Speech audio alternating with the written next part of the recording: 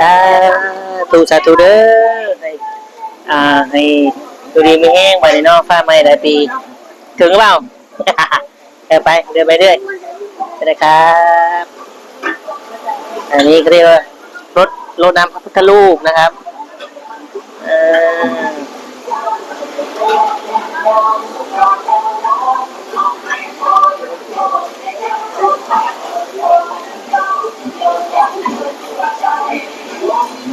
Ya, kita betul ya, no, dia kita betul ya, Malaysia. Kita sama ada bukti itu ya, Malaysia. Tiga ada dulu ya, Malaysia. Ini betul ya, Malaysia. โอเคพี่น้อง Kita dulu ya, น้ำ no. พักเรียบร้อยเจ้าบัดนี้ไป Dia sauju ada kutu dulu ya, no. Kasih kawan, ada saya dulu ya, Malaysia. Dia itu ada kutu dulu ya, Malaysia. เป็นภาษาอย่างเนาะพี่น้องเนาะ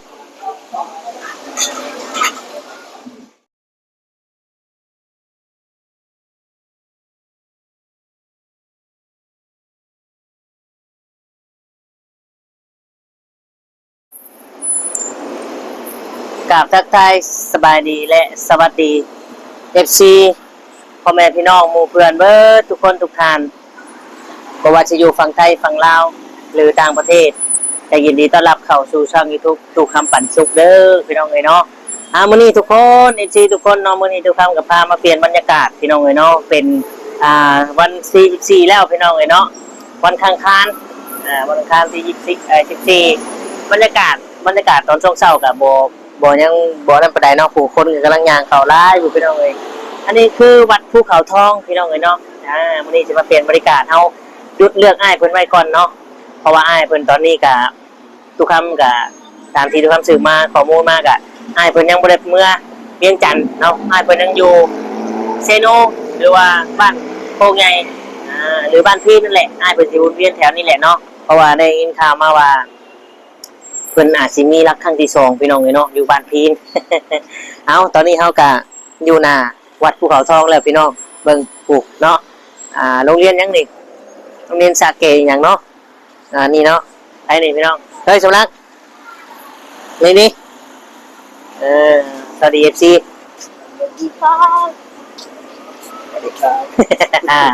อันนี้ทีมงานผีก้อยพี่น้องเนาะทีมงานผีก้อยน้อยพี่น้องอยากมาเที่ยวเนาะแต่ว่าเขาก็จะมารอมาถ่ายทีมงานก่อนทีมงานยังบ่ฮอดพี่น้องเนาะเพราะว่าขึ้นรถแท็กซี่คนละคันเพราะมันหลายคนแล้วมันเต็มพี่น้องเอาฝากถึงปู่ด้วยถ้าปู่เบิ่งคลิปนี้ไม่ได้บูละฝากปู่ลูกฝากปู่ว่าตอนนี้อยู่ไสอยู่วัดภูเขาทองมันได้มาดินสงกรานต์เด้อสิดอกเอาได้มาเล่นสงกรานต์แล้วเด้อค่ะวัดภูเขาทองโอเคพี่น้องเนาะเดี๋ยวเฮาก็จะพากันจะพาทุกคนเข้าไปเบิ่งด้านในเนาะเดี๋ยวจะว่ากันโอเคพี่น้อง let's go หันกล้องไปใส่โอเคพี่น้องเอ้ยจับแขนจับมือไปพี่น้องเขากำลังจะข้ามถนนเข้าไปเนาะว้าคนเลยไปได้ชมลักบรรยากาศดีวะเอาสิมาขวา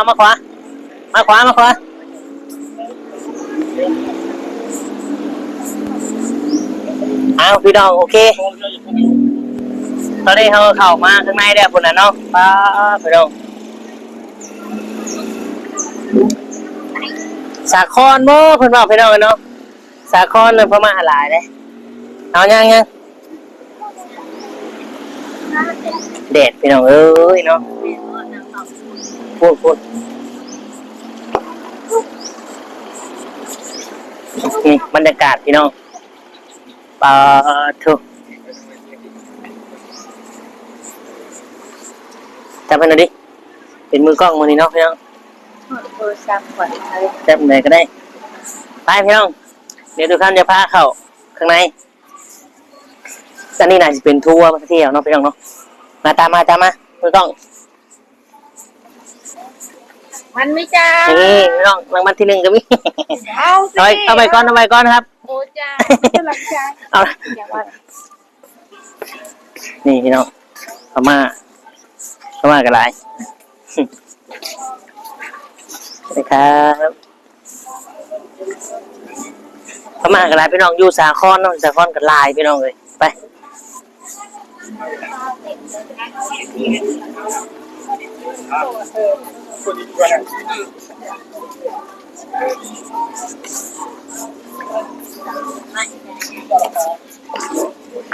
โอ้บรรยากาศดีพี่น้องเลยเนาะเพราะอะไรสำลัก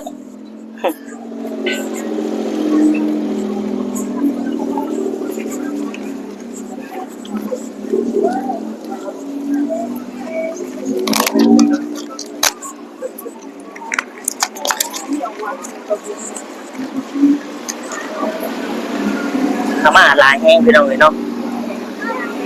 ไปพี่น้องพม่าหลายพี่น้องเลยเนาะไปกระเคียนหน้าผากเจิมหน้าผากกันทุกคนเลยพี่น้องเลยนี่จะพม่าเป็นพม่าหลายนะอยู่สาครแห้งหลายพี่น้องเลยถ้าว่าอยากไปเที่ยวพม่าเนี่ยไปสาครพี่น้องหลายเนาะเพราะว่ามีเพื่อนทุกคำไปเนาะเพื่อนทุกคำอยู่อุบลคนอุบลเพื่อนไปเที่ยวเพื่อนมาเพื่อนเล่าสู่ฟังทุกคำกับบ่ได้ไปไกลดอกพี่น้องเลยเนาะก็ไปแถวใกล้ๆนี่แหละไปไกลหลายกะเมื่อยพี่น้องเอ้ย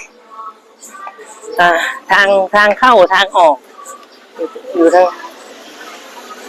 พี่น้องเลยเนาะโอเคพี่น้องเนาะทางเข้าเลยนี่ทางเข้าทางขึ้น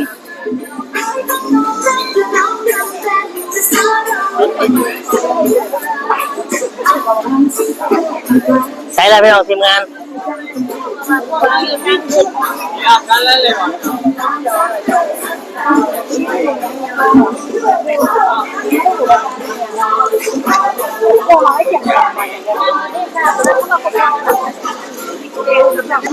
โอเคพี่น้องเนาะเจอทีมงานแล้วพี่น้อง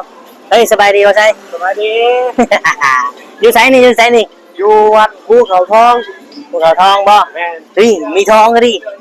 บ่เลยว่าหยอกดูผมบ่เนาะโอเคพี่น้องตอนแรกคิดว่าสิบ่มีคนเนาะเฮ้ย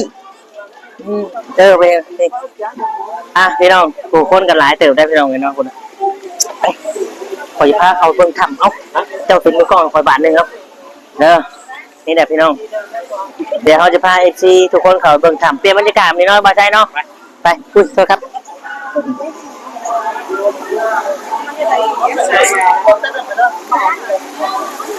โอ้ปอตแม่พี่น้องทุกคนตอนเป็นไรครับตอนทุกค่ำมาตอนนั้นน่ะประตูทางเข้านี่ไม่ได้เป็นแบบนี้นะพี่น้องอันนี้เป็นแบบอัตโนมัติพี่น้องสไลด์ไปเลยพี่น้องเลยเนาะบ่ใส่เจ้าซื้อคือข่อยบอกเข้ามาแล้วเย็น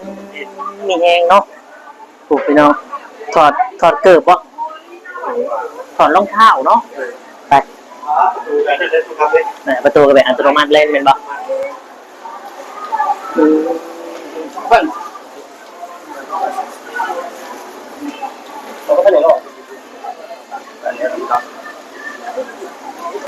มาที่นี่เหมือนได้ไปเที่ยวต่างประเทศเพราะว่ามีทุกชาติมีทุกประเทศที่มาเที่ยวมาอยู่มามวนกันเนาะพี่น้องเนาะนี่แหละเพิ่นว่าประเทศแต่ละประเทศเป็นประเทศเพื่อนบ้านเป็นประเทศที่หักแพงเป็นบ้านพี่เมืองน้องเนาะพี่น้องไปเอาเบิ่งข้างในนั่นก็จะออกเนาะ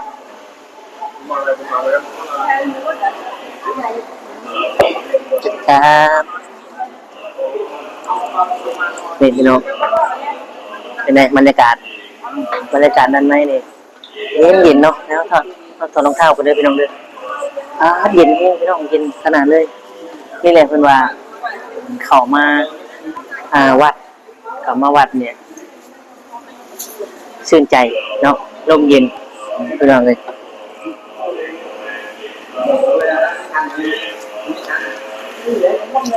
นี่ได้อีก10 บาทบ่ มีแต่แบ่งพันพี่น้องเอ้ยแบบนี้เนาะไปเดี๋ยวไปเบิ่งด้านนั้นไปเบิ่งด้านในไป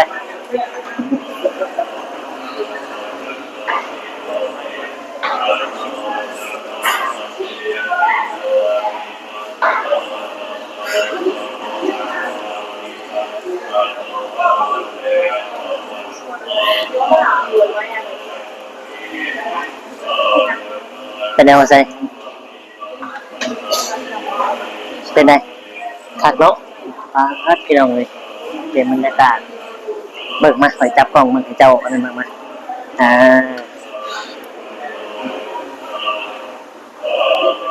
เป็นอะไรบรรยากาศโอ้ยเย็นเนาะเย็นมันได้ขึ้นสวรรค์นะตอนแรกเขาว่าสิบูชาไฟน้องมากราบไหว้ตรงนี้เยอะเดี๋ยวเข้ามารอบนึงก็ได้เนาะเดี๋ยวคอยสอบให้อยู่มันจะไปเมืองข้างนอกกันบันพี่น้องเลยเนาะพี่น้องเลยเนาะเอามาด้านนอกได้พี่น้องเลย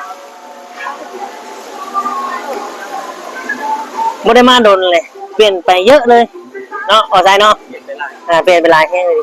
เมื่อก่อนไม่ได้เป็นแบบนี้ได้ไปส่วนมากจะมีแต่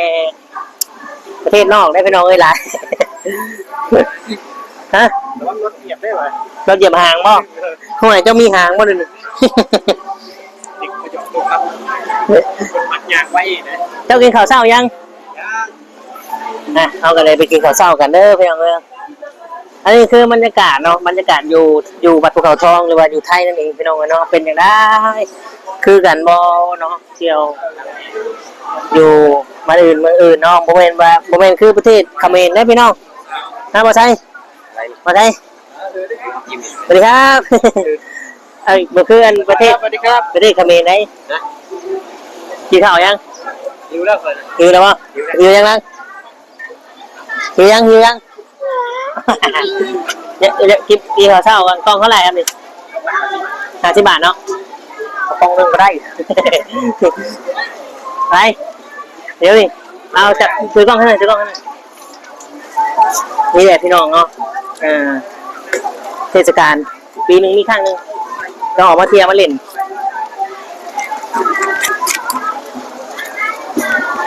กินข้าวเช้าก่อนพี่น้องกองทัพต้องเดินด้วยท้องเดี๋ยวจะไปเปียกแล้ว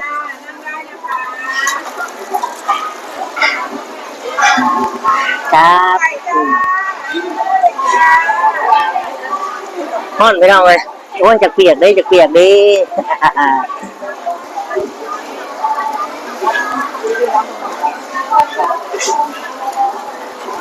ขอบคุณครับ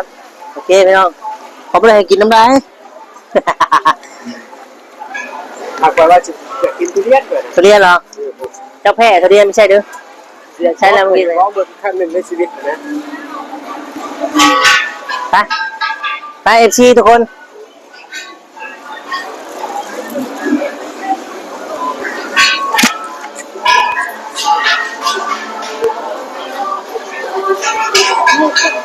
ไปชื่อให้คนท้องใช่ไหมชื่อใช่คนท้องกินเนาะแม่ยังไม่ได้กินข้าวแม่สำลักท้องอีกเด้อพี่น้องเด้อจะท้องกับผู้ใดความตื่นมากว่าเบ่งลืมเลยไปปวดไหนปวดเข่งหาเงินเอาเลยจะยุดกล้องไปก่อนเนาะสวัสดีครับทุกคนสวัสดีนี่ก็ทีมงานทุกคำได้หนิพี่น้องนี่โดยเฉพาะตัวน้อยนี่น้องนี่ทีมงานนี่สมรักไปเรียกไปน้ำไม้นะฮะได้ปืนแล้วได้ปืนวะไปเข่าแล้วโอ้เย็นนะอยู่ถับเย็นเขาไปนอนเขาเป็น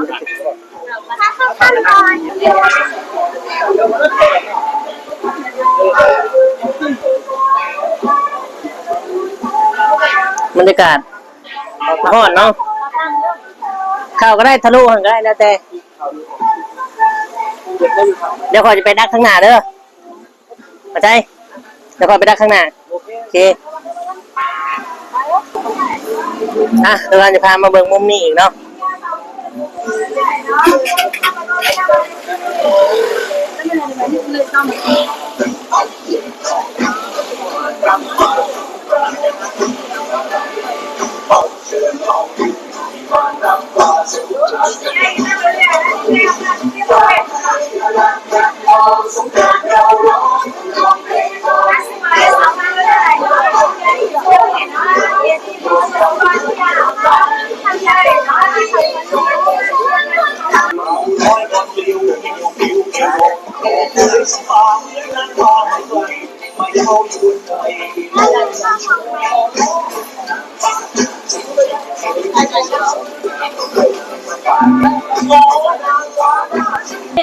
พอยัง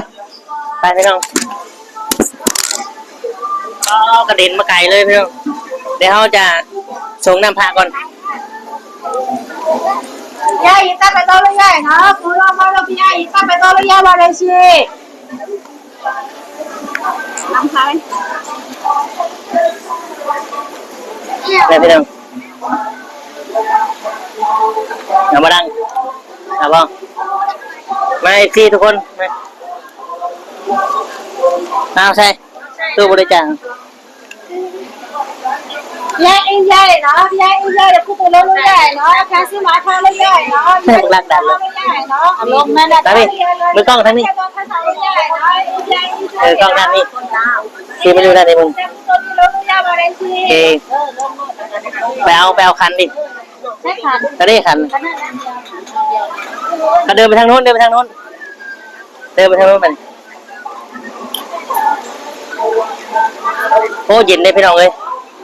เดี๋ยวไปถ่ายเจ้าเดินไปเนื้อเดี๋ยวไปเดินคอยไปเอาคันกันเด้อตั้งไว้เลย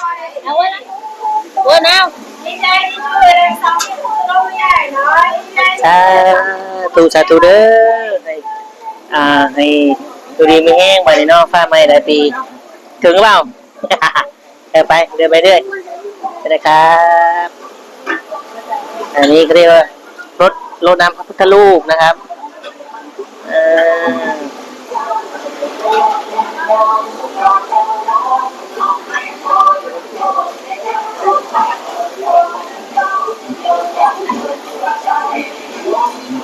Ya kita betul ya, no, ya kita betul ya Malaysia. Jangan sampai ada biji ibu ya Malaysia. Tinggal ada dulu ya Malaysia. Ini betul ya Malaysia. โอเคพี่น้อง ก็ได้น้ำพักเรียบร้อยเจ้าบัดนี้ไป India สาวช่วยแล้วคุณตัวพี่รู้ไม่ได้เนาะแค่ซื้อข้าวไว้แล้วใช้เท่าไหร่บาทสิอินเดียช่วยแล้วคุณตัวรู้บาทสิ เป็นภาษาอย่างเนาะพี่น้องเนาะ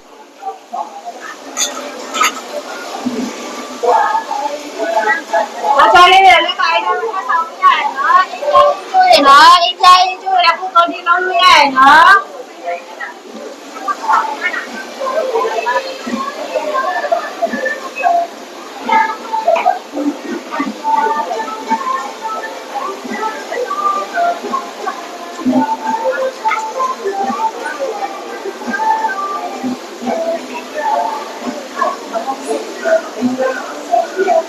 นี่ก็ส่งน้ำพระน้องเดินน้ำพระ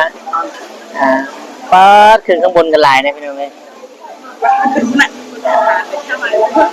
มาใช่ขึ้นข้างบนบ้างไม่ได้นะ แล้วแต่ขึ้นแหละไปเฮ้ยทีมงานเขาได้กับทีมงานเราขึ้นนะมั้งนู่นไง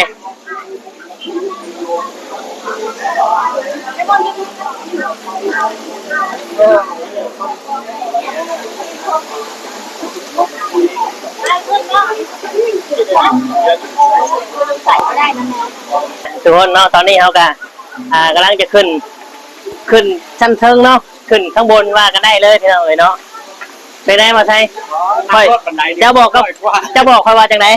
ไว้ว่าสิบกขึ้น เป็นยังเจ้าคือบ่ขึ้น นี่แหละพี่น้องเอ๋ยเนาะพวกเราก็ขึ้นแล้วเมื่อยซีทุกคนเลยเนาะเป็นว่าเมื่อย บ่ขึ้นกับบ่ฮอด แมนต้องขึ้นได้โอ้เลยนะครับไปถ่ายบรรยากาศให้เบิ่งนอนนี่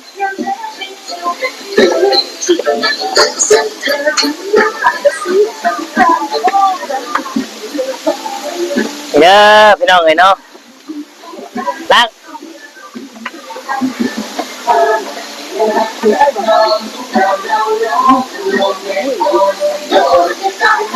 คนร้ายพี่น้องเอ๋ยเนาะดูนี่กับคนร้ายให้กันฟ้าน้ำตกเลยครับโอ้กำลังยิงนี่ปืนอ่ะชาติเลยยิงได้สงการโอเคพี่น้องเลยเนาะก็ประมาณนี้ทุกท่านก็จะได้ขอตัวจบคลิปเนาะอำลาพระจากแม่พี่น้องไปFC ขอบคุณเนาะที่เขาเบิ่งมาชมกดไลค์กดแชร์ให้และกดติดตามเนาะพี่น้องเนาะแล้วทุกท่านจะอัปเดตอีกครั้งนึงเนาะว่าเป็นยังไง บรรยากาศอยู่บัดภูเขาทองเนาะพี่น้องเนาะกะคลิปนี้ทุกท่านก็จะได้ขอตัวจบเนาะอำลาพระจักรในพี่น้องไปก็คือจะได้กล่าวคำว่าสบายดีและสวัสดีครับสวัสดี สวัสดี